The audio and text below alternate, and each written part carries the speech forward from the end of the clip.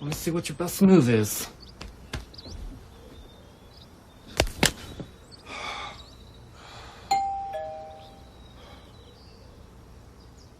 I'll go get it. Jeez!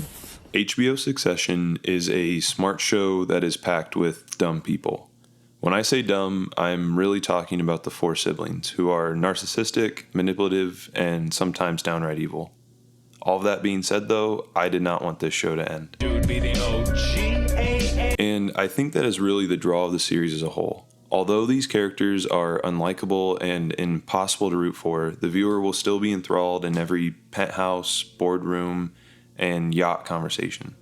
I did not know I could enjoy just watching characters walk to helicopters so much. But Succession pulls you into caring about these billionaires and their oftentimes self-inflicted problems. The dramedy that is Succession makes it possible to not only endure, but grow fond of some despicable characters. Whatever credibility the Roy children have can only be attributed to their father and patriarch of the family, Logan. Take away him and the accomplishments of all four of his children do not exactly amount to much. And this is knowledge that his children carry deep within themselves. Logan also reminds them of it. What have you had your entire life that I didn't give you? The gap between the Roy children's perception of who they are compared to the actual reality of who they are is very wide. The Roy children have high opinions of themselves and the status that they hold within the world. They are the only ones who believe they belong alongside true self-made corporate elites. Egos so inflated that they do not realize that those around them see them as nothing more than Logan's children.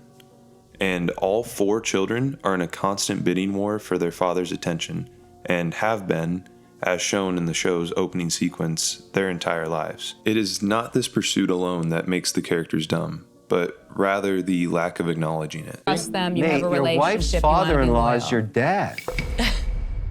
Yeah? Okay. Lack of self-awareness is a rampant issue among the Roy children. Whether it is Roman not realizing that his don't care about anything approach makes him seem small and scared rather than witty and resilient. Kendall thinking that he has the business savvy to take Waystar Royco to new heights and finally be seen as more than just a kid stepping into his dad's big shoes. Do I want to call my dad? No, I don't want to call my dad. Do you want to call your dad? Shiv believing she can separate herself from the family brand and have her own career, all while keeping one eye on the company throne. Or Connor.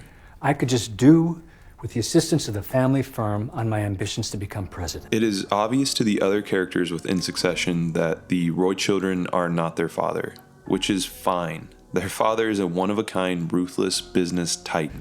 You're not a killer. You have to be a killer. Smarter people would acknowledge that they are not cut out to take over a multi-billion-dollar media conglomerate. However, inheriting their father's unyielding attitude, the children make his succession the staple in their lives. Those who are born at the finish line cannot understand what it takes to compete against others who are racing to get there. Thanks to Logan, the children are placed in rooms and conversations with high-achieving individuals, all while they themselves have yet to truly achieve anything. The silver spoon lifestyle they have enjoyed all their lives has emotionally stunted them to the point where they still behave and even sometimes think like children, causing them to not only fail in most endeavors, but crack under the pressure when things actually go right. The pursuit of Logan Roy's loving gaze serves not only as Logan's children's drive, but also outsiders looking to climb the ever-ascending corporate ladder, such as Frank, Jerry, Carl, and one half of the disgusting brothers, Tom Wambsgans. The best dynamic in the show that highlights the difference between Roy kids and non-Roy individuals is that of Tom and Shiv. Tom is an outlier amongst the Roys. He does not come from old money and was already climbing the corporate ladder when he met Shiv. This gives Tom the ability to view the family from the outside and allows him to recognize the faults within. At times being a punching bag for the family as they belittle him for not coming from old money. But all of these jokes and quips did not really bother Tom, as he, just like the other characters not in the Roy family, understand more about the world than any son or daughter of Logan. And although Tom as an outsider is perceived as dumb and weak, Tom, being opportunistic, was able to take advantage of Shiv when she was at low points in her life. All the while, Shiv continues to believe she is countless steps ahead of Tom. And it is this belief that proves detrimental to Shiv, as we see in the finale of Season 3 and the entirety of Season 4, Tom using Shiv's perceived superiority against her. Other major corporate players we see frequently are Jerry, Frank, and Carl. These three characters seem to serve a similar purpose to Tom, which is providing the contrast between the cunning and capabilities it takes to make your own name and the luck it takes to possess a name at birth. However, there is one character who fits squarely in the middle of those contrasting points. What's it worth in terms of the me of it all? When first introduced, the character of Gregory Hirsch may seem like the ideal topic for a video about a smart show with dumb characters. He is a bumbling fool who appears to be a total outsider, but his status as a cousin allows him to straddle the line of a Roy, non-Roy character. And with Greg existing in kind of a gray area, he actually serves as the surrogate for us, the audience, and allows the viewer to feel kinship, as he is often in awe of the life of excess that other characters call normal. So here's Greg, the tall dummy who is just like us.